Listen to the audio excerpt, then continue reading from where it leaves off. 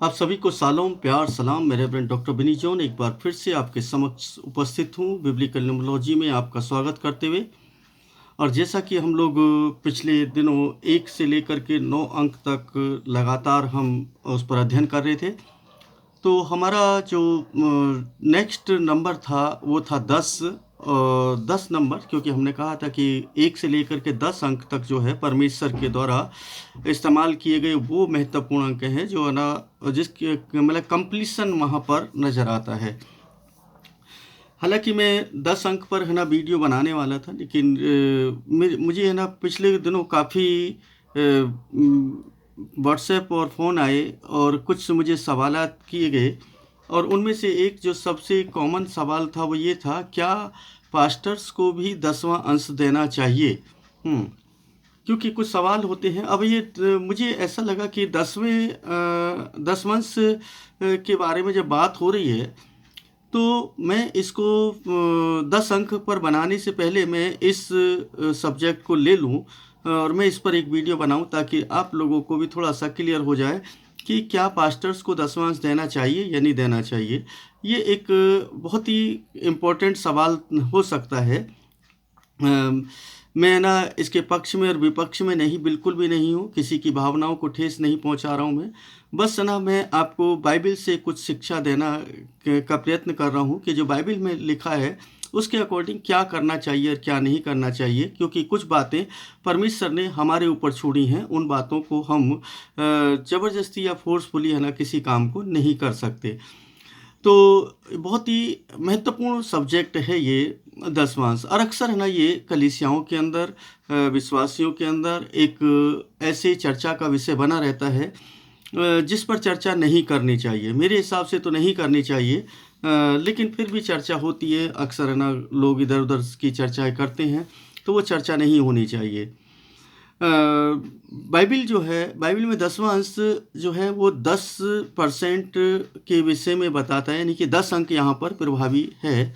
मैं अंक की भी साथ में चर्चा करूँगा, क्योंकि 10वें नंबर पर मुझे वीडियो बनानी थी, तो मुझे याद आया कि एक सवाल भी का जवाब भी हो जाएगा, ताकि लोग, और फिर 10 अंक पर मैं दूसरी वीडियो बना दूँगा।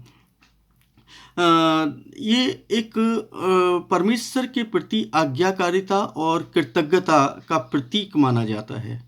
बाइबल के अंदर अगर हम देखें तो परमेश्वर के प्रति आज्ञाकारिता और कृतज्ञता का प्रतीक माना जाता है।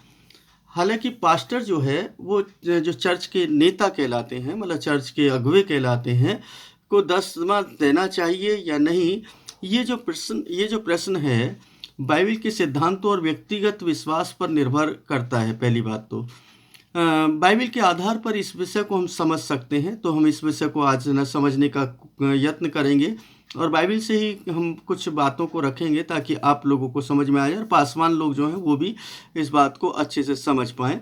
क्योंकि सारी बातें हमें बाइबल से ही मिलती हैं, तो बाइबल की बातों को करेंगे हम, इधर उधर की बातें ना करके केवल और केवल परमेश्वर के वचन से अच्छे से उसको सीखें, समझें और आगे बढ़ने की कोशिश करें, परमेश्वर से प्रेम करें।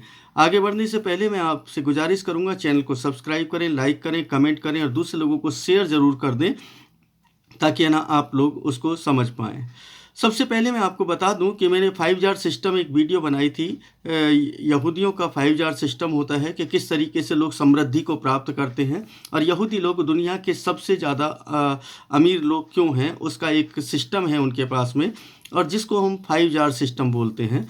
यानी कि पाँच जो गुल्लक है ना बोलें, तो 5 गुल्लक वो बनाते हैं और उसमें अपनी आय का कुछ प्रतिशत ना भाग रखते हैं, जिससे कि उसको उसी कार्य के अंदर इस्तेमाल किया जाए जिस कार्य के लिए वो जार के अंदर पैसे डाले जाते हैं। तो ये 5 जार सिस्टम जो है उनके लिए समृद्धि का कारण बना। लेकिन मैं उस वीडियो को आप देख लेंगे तो आपको शायद कुछ बातें समझ में आ जाएंगी। हम है ना आज चर्चा करें 10वां अंश पर। नंबर 1, यानी कि हम कुछ पॉइंट के साथ ना बात करेंगे। नंबर 1, 10वां अंश जो है बाइबल में आधारित पुराने नियम में 10वां अंश है। मतलब पुराने नियम के अंदर पाया जाता है ये। इसकी जो आज्ञा है और इसकी जो परमेश्वर ने जो आज्ञा दी है वो 10 पुराने नियम में पाई जाती है। 10वें अंश का विचार जो है पुराने नियम में स्पष्ट रूप से है। पहली बात तो ये समझ लें कि बहुत ही क्लियरली है, यह इसराइलियों के लिए एक आज्ञा थी। इसराइलियों के लिए एक आज्ञा थी कि वे अपनी आय का यानी अपनी इनकम का 10% जो है वो परमेश्वर को दें, जिसका विवरण जो है लेव व्यवस्था 27 और उसके 30 पद के अंदर आप पढ़ सकते हैं। और मलाकी 3:10 जो कि हर एक चर्च के अंदर प्रचार किया जाता है, इसको भी है ना आप देख सकते हैं। ये दोनों पद जो हैं इस बात को बताते हैं कि हमें 10वां अंश देना चाहिए या नहीं देना चाहिए। ये है ना वहाँ पर स्पष्ट रूप से लिखा है कि परमेश्वर की आज्ञा है वो। अब नए नियम में हम चलते हैं तो नए नियम के अंदर एक बड़ी विचित्र सी बात यह है कि नए नियम में 10वें अंश की आज्ञा जो है वो स्पष्ट रूप से बिल्कुल भी नहीं है, वहाँ पर स्पष्ट रूप से नहीं है। लेकिन कुछ बातें ऐसी हैं जो शिक्षा दी हैं प्रभु यीशु मसीह ने, पौलुस ने जो कहा है उसको हम है ना समझेंगे आज कि वो 10वें अंश के विषय में क्या है ना बात करते हैं, और कि यीशु मसीह ने भी 10वें अंश को किस तरीके से मतलब जाहिर किया और कि उसको एक्सेप्ट किया, उसको है ना मतलब कंडम भी नहीं किया। यीशु मसीह ने भी उसको कंडम नहीं किया है। नए नियम में जो 10वां अंश की आज्ञा जो स्पष्ट रूप से नहीं है, लेकिन यह शिक्षा दी गई है कि मसीह विश्वासी जितने भी हैं उदारता से और प्रेम पूर्वक दान दें, मतलब उदार हृदय के साथ दें और प्रेम पूर्वक दान दें। अब ये दोनों बातें अलग नहीं हैं, दोनों ही एक साथ जुड़ी हुई हैं। यानी कि उदारता से, यानी कि जितना आपका दिल करता है, मतलब दिल खोल करके, उदारता मतलब दिल खोल करके, और प्रेम के साथ दें, यानी कि जो भी कुछ दें आप प्रेम के साथ दें। अगर आप उसमें जरा भी कुड़कुड़ाहट रखते हैं तो आपको मैं ऐसा समझता हूँ, it is my personal views, कि आपको 1 रुपया भी नहीं देना चाहिए। अगर कुड़कुड़ाहट है कि आप अरे मुझे देना पड़ेगा, तो बिल्कुल भी नहीं देना चाहिए, क्योंकि उसका प्रतिफल आपको नहीं मिलने वाला है। 2 कुरिन्थियों 9 उसके 7 पद के अंदर बिल्कुल स्पष्ट रूप से इसमें लिखा है कि बिना कुड़कुड़ाहट के हम लोग जो हैं परमेश्वर को दान दें, यानी परमेश्वर के कार्य के लिए दान दें। यीशु ने 10वें अंश को विषय में जो है वो उसको स्वीकार किया, उसको नकारा नहीं है, लेकिन उन्होंने जो क्या है न्याय और दया के साथ और विश्वास के साथ इसको जोड़ दिया। कैसे जोड़ दिया? मत्ती 23:23। अब यहाँ पर है ना आपको मैं बता दूं कि मैं न्यूमरोलॉजिस्ट हूँ, बिब्लिकल न्यूमरोलॉजिस्ट हूँ, तो मैं नंबर खोज लेता हूँ, कहीं पर भी मुझे नंबर मिल जाते हैं। 23 को अगर मैं काउंट कर लूँ तो 23 2 + 3 = 5 और 2 + 3 = 5, 5 + 5 = 10, यानी कि 10वां अंश यहाँ पर दिखाई देता है। 10वें अंश का ही जिक्र यहाँ पर बाइबल के अंदर है। अब देखिए कहना किस तरीके से नंबर जो है बाइबल के अंदर रिफ्लेक्ट होते हैं, इस बात को मैं आपको बताने की कोशिश कर रहा हूँ कि परमेश्वर जो है वो नंबर्स में बात करता है। क्योंकि बिब्लिकल न्यूमरोलॉजी चैनल है तो है ना अवश्य आपको नंबर्स के से भी अवगत कराना मेरा फर्ज बनता है, ताकि आप लोग नंबरों को उस तरीके से देख सकें कि परमेश्वर किस तरीके से नंबरों को, और जब ये बाइबल को मतलब संजोया गया, इसको बनाया गया, इसको लिखा गया, तो है ना उसके बाद किस तरीके से कौन सा पद कहाँ पर आए, इसके विषय में बहुत सारे गहन अध्ययन विद्वानों लोगों ने है ना किया और इसको एक न्यूमेरिकल वैल्यू है ना दी। तो यहाँ पर देखते हैं 23 के 23 में मैं पढ़ देता हूँ आपके लिए। वो यीशु मसीह कहते हैं शास्त्रियों और फरीसियों के है ना क्या क्या है वो भर्त्सना कर रहे हैं, मतलब उनको उलाहना दे रहे हैं। वो कहते हैं हे पाखंडी शास्त्रियों फरीसियों, तुम पर हाय, तुम पुदीने और सौंफ और जीरे का 10वां अंश तो देते हो। मतलब वो कंडम नहीं कर रहे हैं, कहना तुम्हें ना नहीं देना चाहिए, बल्कि कह रहे देते हो, परंतु व्यवस्था की गंभीर बातों अर्थात न्याय, दया और विश्वास की उपेक्षा करते हो। परंतु चाहिए था कि इन बातों को करते हुए। अब यहाँ पर कई लोग है ना जब इस बात को बोलते हैं कि नए नियम के अंदर नहीं है, तो यहाँ पर अगर यीशु मसीह को इसके लिए मना करना होता तो मैं दोनों ही बातें बताऊंगा यहाँ पर कि ये कंडम भी नहीं है और यहाँ पर स्पष्ट रूप से कहा भी नहीं गया है। लेकिन अगर इसके मर्म में जाएंगे, इस पद के मर्म में जाएंगे, तो यहाँ पर इस तरीके से लिखा है कि परंतु चाहिए तो ये था कि इन बातों को करते हुए अन्य बातों की भी उपेक्षा न करते। यानी कि इन बातों की भी उपेक्षा नहीं होनी चाहिए थी। मतलब दया, न्याय, ये सब है ना, इन सब का ना आपको विश्वास की बातें पर है ना ध्यान देना चाहिए था। और दसवांश जो दे रहे हो वो तो ठीक ठीक है, लेकिन इसके साथ साथ ये भी करना चाहिए था। हमारे चर्चिज के अंदर भी यही है ना होना चाहिए। जितने भी चर्चिज हैं उन लोगों को चाहिए कि है ना, अगर दसवांश की बात करते हैं, दसवांश है तो है ना आपको न्याय, दया और विश्वास को जोड़ना चाहिए। क्योंकि जो उल्हाना, जो भर्त्सना यीशु मसीह शास्त्रियों फरीसियों की कर रहे हैं, उसी कैटेगरी में अगर हम भी आ जाएंगे, अगर हम ये खाली दसवें की बात करें और है ना उनकी बात ना करें। तो ये दोनों चीज़ें ना एक दूसरे से जुड़ी हुई हैं, न्याय, दया और विश्वास। किसके साथ? दसवांश के साथ जुड़ी हुई है। यीशु मसीह ने यहाँ पर इसको स्पष्ट किया है। तो अब है ना ये बड़ी विचित्र सी बात लग रही है। तो नंबर्स का भी हो गया। हम है ना दूसरे पॉइंट की तरफ चलते हैं। दूसरा पॉइंट क्या कहता है? क्या पास्टर को 10वां अंश देना चाहिए? पास्टर का 10वां अंश देना क्या ज़रूरी है या ना उसको नहीं देना चाहिए? मैं ना, जैसे मैं पहले भी स्पष्ट कर चुका हूँ कि बाइबल में कोई भी स्पष्ट आज्ञा नहीं है पास्टर को 10वां अंश देना है या नहीं देना है। मुख्य रूप से जो है ना हम देखते हैं बाइबल के अंदर कि परमेश्वर को दिए जाने वाली भेंट जो है, जो 10वां अंश है, न किसी विशेष व्यक्ति को नहीं दी जाती है, बल्कि परमेश्वर को दी जाती है। यानी परमेश्वर के कार्य के लिए उसको दिया जाता है। कई लोग कहते हैं हम तो पास्टर को दे रहे हैं। तो पास्टर को अगर आप दे रहे हैं तो ये सोच करके दे रहे हैं तो आप उसका प्रतिफल नहीं पाएंगे। आपको ये सोच करके देना चाहिए 10वां अंश कि आप परमेश्वर के कार्य के लिए दे रहे हैं, परमेश्वर की सेवा के लिए दे रहे हैं। तो अब ये ना इस तरीके से यदि पास्टर के जो है पास्टर जो है क्या करता है, एक विश्वासी तो है पास्टर भी, मतलब वो एक लीडर जरूर है, लेकिन अगर एक मायने में देखें तो एक ही कैटेगरी में आते हैं। बस फ़र्क इतना है कि वो है ना एक सेवा के रूप में एक अलग मुकाम पर खड़े हैं और दूसरे विश्वासी जो हैं वो दूसरे मुकाम पर खड़े हैं। यानी कि एक पायदान थोड़ा सा ऊपर है ना, ऐसे बोल सकते हैं कि एक सेवा कार्य के लिए उनको चुन लिया गया, जैसे लेवियों को चुना गया।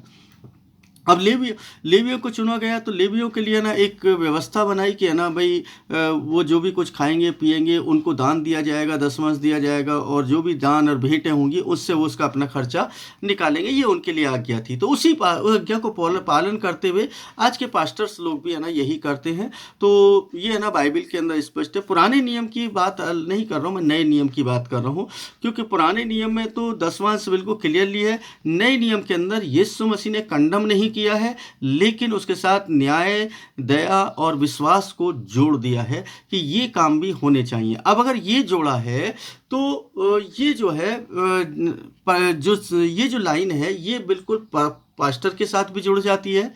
ये आज्ञा पास्टर के लिए भी जुड़ जाती है और विश्वासी के लिए भी जुड़ जाती है, क्योंकि पास्टर भी उससे अलग नहीं है। क्योंकि वहाँ पर वो किसको ना टारगेट कर रहे हैं, वहाँ पर वो शास्त्रियों और फरीसियों को बोले, अर्थात उन लोगों को जो धर्म के ठेकेदार थे, यानी कि जो धार्मिक क्रियाओं में संलग्न थे और मंदिर की सेवा करते थे, उन लोगों की बात कर रहे हैं वो, शास्त्री और फरीसी लोगों की। यानी कि जो मतलब अच्छे ओहदे पर थे, उन लोगों की बात कर रहे हैं और उन लोगों को बोल रहे हैं कि भाई तुम अच्छा था कि तुम 10वां अंश भी देते रहते, और है ना इनके साथ साथ तुम्हें क्या करना चाहिए था कि न्याय, दया और विश्वास को भी थामे रखना चाहिए था। अब हम आगे आते हैं। तो 10वां अंश का उपयोग किया जाता है क्योंकि चर्च के कार्यों के लिए, जो चर्च की एक्टिविटीज है, चर्च की ज़रूरतें हैं, उनके लिए किया जाता है। तो विश्वासियों को चर्च को 10वां अंश देना उचित है, मतलब ये बुरा नहीं है, क्योंकि उसको देना चाहिए। इससे दो फायदे होते हैं। नंबर एक है ना, मैं लास्ट में कुछ और बात बताऊंगा तो कि आपके लिए अच्छी होंगी और आपके पारिवारिक जीवन के लिए और आत्मिक उन्नति के लिए होंगी। उन बातों को भी आप समझ लेंगे तो आप अपने जीवन में अच्छे से जीवन को चला सकते हैं। विश्वासियों को चर्च को 10वां अंश देना उचित है। इससे चर्च के कार्य और पास्टर की सेवा, जो पास्टर जो सेवा करते हैं उसमें उनकी सहायता प्रदान हो जाती है। पहला कुरिन्थियों 9 उसके 13 से 14 पद तक आप उसको पढ़ सकते हैं। मैं एडिट नहीं करूंगा इस वीडियो को, जैसी है वैसी डालूंगा, तो इसलिए आप नोट करते रहें। पहला कुरिन्थियों 9 उसके 13 से 14 पद तक। 10वां अंश का उद्देश्य केवल पास्टर को ही समर्थन देना नहीं होता है, पास्टर को ही देना नहीं होता है, बल्कि परमेश्वर के कार्य को आगे बढ़ाना होता है। अब मैं विश्वासी की बात कर रहा हूँ और पास्टर की भी बात कर रहा हूँ, दोनों की बात कर रहा हूँ। 10वें अंश का जो उद्देश्य जो है, मतलब क्या जो है, महत्व क्या है, इसको भी समझ लेना जरूरी है। 10वां अंश का मुख्य उद्देश्य जो है परमेश्वर के प्रति आज्ञाकारिता और कृतज्ञता को दिखाना है। यह चर्च और उसके कार्यों का समर्थन करने के लिए, जिसमें पास्टर की सेवा भी शामिल होती है, वो भी है ना शामिल हो जाती है। 10वां अंश देने का निर्णय व्यक्तिगत विश्वास और परमेश्वर के साथ व्यक्तिगत संबंध पर आधारित होना चाहिए। क्या है पहली बात तो, कि किसी दूसरी है ना परंपरा के अधीन नहीं। तो ये जो बात है कि 10वां अंश दें या ना दें, पास्टर को देना चाहिए नहीं देना चाहिए, तो मैं यहाँ पर मैं अपने विचार में रखूँगा और बाइबल के अकॉर्डिंग है, बाइबल से अलग हट करके नहीं है, कि पास्टर्स को भी अपना 10वां अंश देना चाहिए। अगर है ना कलीसिया देती है तो कलीसिया के साथ साथ पास्टर्स को भी अपना 10वां अंश निकालना चाहिए और है ना उसको सेवा कार्य में लगाना चाहिए। अब ये किस कार्य में लगाएं, कौन सी सेवा करें, तो बहुत सारे है ना कार्य हैं। आप है ना ऐसे लोगों को तलाश करें जिनको ज़रूरत है, जो या ऐसे ऐसे जो पासवानों को तलाश करें जो है ना बुज़ुर्ग हो चुके हैं, या ना जिनके पास कोई सहायता नहीं है, या जिन पासवान के पास में कोई मतलब दवाई गोली के लिए पैसे नहीं है, उनके पास कपड़े नहीं है, सर्दी में है ना वो एक ही कपड़े में ना रहते हैं, या है ना उनके पास है ना और भी राशन नहीं है, तो इस तरीके से वो पासवान लोग जो है उनकी सेवा कर सकते हैं। यानी एल्डर्स की सेवा कर सकते हैं, क्योंकि एल्डर पास्टर एल्डर है तो एल्डर्स को एल्डर्स के लिए कार्य करना चाहिए, या है ना उन गरीब लोगों के लिए, उन बच्चों के लिए जो है ना अनाथ हैं, बेसहारा हैं, जिनके लिए कोई भी खड़ा नहीं है, आप अगर उनको देखते हैं तो उनको जांचें परखें और उनको उस सेवा में रहना चाहिए। तो ये पासवान की जिम्मेदारी हो जाती है। पासवान की जिम्मेदारी एक ही नहीं है कि ना वो हम खड़े हो जाएं और है ना बस ठीक है इतना ही काफ़ी है। जो तीसरी बात थी, चौथी बात को हम देखें तो नए नियम में दान का जो सिद्धांत है बिल्कुल क्लियर है। इसको समझ लें कि नए नियम के अंदर दान का जो सिद्धांत है नए नियम के अंदर बहुत ही स्पष्ट रूप से है, जो 2 कुरिन्थियों में जो बिल्कुल स्पष्ट रूप से पाया जाता है। पौलुस इस बात को बोलते हैं, यीशु मसीह ने क्या कहा उसके विषय में वो भी बताऊंगा, और सुलेमान ने क्या कहा वो भी मैं आपको बताऊंगा। दोनों को मैं ना रखूंगा साथ में, ताकि आप लोग उससे समझ सकें। नए नियम में जो है 10वें अंश की तुलना जो है उदारता और प्रेम पूर्वक दान देने के लिए के साथ जोड़ी गई है। यानी कि उदारता दिखाना है, यानी कि आप कितने उदार हैं अपने जीवन के अंदर, आप पाना ही चाहते हैं या देना भी चाहते हैं, यानी ये आपके ऊपर है ना निर्भर करता है। जोर दिया गया है क्योंकि ये जो है मतलब एक जोर है ना देना वाली बात है कि आपको करना तो चाहिए, लेकिन कैसे करना चाहिए, उदारता दिखाते हुए और प्रेम पूर्वक करना चाहिए, चाहे वो विश्वासी है या पास्टर है। यानी कि विश्वासी और पास्टर को है ना भी वही है और ना वो भी वही है, क्योंकि अब याजक पद वैसा नहीं है जो है ना दूसरे तरीके का, तो है ना उसमें याजक भी है ना शामिल है। तो अगर हम याजकों का समाज कहते हैं तो इस तरीके से तो हम लोग भी उसी याजकों के समाज में सम्मिलित हो जाते हैं, क्योंकि पतरस से ना इस तरह हम याजकों का समाज है। तो ये बहुत सारी बातें हैं जिन पर है ना हम लोग चर्चा कर सकते हैं। विश्वासियों को अपनी जो आय है उसका एक हिस्सा परमेश्वर के कार्य के लिए अवश्य देना चाहिए, चाहे वो 10वां हो या उससे कम या ज़्यादा हो। ये क्यों देना चाहिए इसका मैं आप कारण बताता हूँ, उसको आप समझ लीजिए। नीति वचन के अंदर दुनिया का सबसे बुद्धिमान व्यक्ति जो है वो इस तरीके से कहते हैं। वो क्या कहते हैं, मैंने इस पर एक वीडियो बनाई थी, आप ना अगर होंगे तो 5 बातें जो है ना आपके जीवन को समृद्धि की तरफ लेकर के जा सकती हैं। आप मेरी वीडियो वो देख सकते हैं, मैंने उसमें इसका विवरण दिया है 1 से 10 तक है ना, मैंने उस पर चर्चा की थी। तो आप यहाँ पर देखेंगे इसके 9वें और 10वें पद को देखेंगे, 3 के 9वें और 10वें पद में 3 के 9वें और 10वें पद में अपनी सारी उपज के प्रथम फल से तथा अपनी संपत्ति के द्वारा यहोवा का आदर करना। जब आप परमेश्वर को देते हैं तो परमेश्वर का आदर करते हैं, या परमेश्वर के जन को देते हैं तो उसका आदर करते हैं। ये है ना बड़ी विचित्र सी बात है। तो इसके करने से क्या होगा, उसके 10वें पद में लिखा है, तब तेरे भंडार बहुतायत से भरे रहेंगे और तेरे जो कुंड हैं नए दाखरस से उमड़ते रहेंगे। अब है ना, परमेश्वर का वचन जो है ये बहुत ही स्पष्ट रूप से यहाँ पर ये बात कह रहा है कि हमें उसका आदर करना चाहिए। जब आप दान देते हैं या कुछ भी करते हैं या दसवांश देते हैं, तो ये आप है ना दान पास्टर्स को दान नहीं दे रहे, बल्कि क्या है या दसवांश नहीं दे रहे, बल्कि परमेश्वर का आदर और सम्मान कर रहे हैं। और पास्टर के लिए भी यही बात शामिल होती है कि पास्टर भी है, जब है ना वो है ना इनकम पाता है या ना मान लो उसको कुछ भी आय प्राप्त होती है, तो उसका दसवांश निकाल करके वो उन लोगों के लिए जरूर है ना सेवा में लगाए जो लोग है ना जिनकी ज़रूरत है। तो वहाँ पर ना उसको भी उसी कैटेगरी में रखना चाहिए। It is my personal views, यानी मैं है ना इस पर जोर नहीं दे रहा, क्योंकि बाइबल ऐसा बताती है कि हमें ये करते रहना चाहिए और हमें भी करना चाहिए, क्योंकि हम भी उससे अछूते नहीं हैं। मैं अगर और बातों में जाऊं, यानी कि मैं यीशु मसीह की बात करूं, तो यीशु मसीह ने क्या कहा बहुत ही स्पष्ट रूप से। मैंने बहुत ज़्यादा है ना वो नहीं जा रहा मैं इसमें गहराई में, मैं और भी एक इस पर गहराई से बात कर सकता हूं, लेकिन नहीं करना चाहता, क्योंकि ये बहुत ही ज़्यादा क्या बोलते कंट्रोवर्सी पैदा करता है। ये जो सब्जेक्ट है ना बहुत ज़्यादा ना दुख देने वाले होते हैं। कभी कभी कई लोग है ना उसका गलत मतलब निकालते हैं, अरे ये ऐसा नहीं बोलना चाहिए, ऐसा नहीं बोलना चाहिए। लेकिन मैं आपको इतना बता सकता हूँ कि यीशु मसीह ने क्या कहा उसको समझ लें, या पास्टर हैं चाहे आप विश्वासी हैं, दोनों के लिए ना ये स्पष्ट है। यहाँ पर लिखा है, दिया करो तो तुम्हें भी, यानी कि इसका 6:38 है ये, 6:38, दिया करो तो तुम्हें भी दिया जाएगा, वे तुम्हारी गोद में पूरा पूरा नाप दबा दबा कर हिला हिलाकर उभरता हुआ डालेंगे, क्योंकि जिस नाप से तुम दूसरों के लिए नापते हो उसी नाप से तुम्हारे लिए भी नापा जाएगा। इसका मतलब है कि हमें परमेश्वर हमें देने के लिए प्रेरित करता है, यीशु मसीह देने के लिए प्रेरित करता है। अब हमें दान देना है, दसवांश देना है, ये हमारे ऊपर छोड़ दिया उसने, लेकिन आदर करना है, सम्मान करना है, परमेश्वर का सम्मान करना। अगर हम ऐसा सम्मान करते हैं तो ये हमारे लिए बहुत ही अच्छी और अद्भुत सी बात है कि परमेश्वर जो है हमारे लिए काम करने के लिए तैयार है। लेकिन कब? जब हम अपना प्रेम और अपना आदर है ना उसको अपना जो प्रेम है उसको दिखाएं और उसका सम्मान करें, ताकि परमेश्वर के उस प्रतिज्ञा का हम निर्वाह कर मतलब इस पर प्रतिज्ञा को प्राप्त कर सकें जो परमेश्वर ने हमारे लिए की है, कि परमेश्वर हमारे लिए अपने आसमान के झरोखों को खोल देगा। तो ये आदर करना है, देने का मतलब है आदर करना। यहूदी लोग अच्छे से जानते हैं और वो आदर करते हैं। और एक और बात को बता दूं मैं आपको, मैंने करीब ना सारे धर्म ग्रंथों को ना पढ़ा है, और ना उनमें एक चीज़ सिमिलर मिली कि हर एक धर्म ग्रंथ के अंदर, मैं बाइबल के अलग हट करके बता रहा हूँ, ये बात है ना बाइबल से नहीं है, वहाँ पर भी 10वें अंश के बारे में बिल्कुल स्पष्ट लिखा है कि वो 10वां अंश अपनी इनकम का निकाला जाए। तो बहुत सारे ना जो समुदाय हैं, पंथ हैं, जो रीजन है, वो भी ऐसा करते हैं।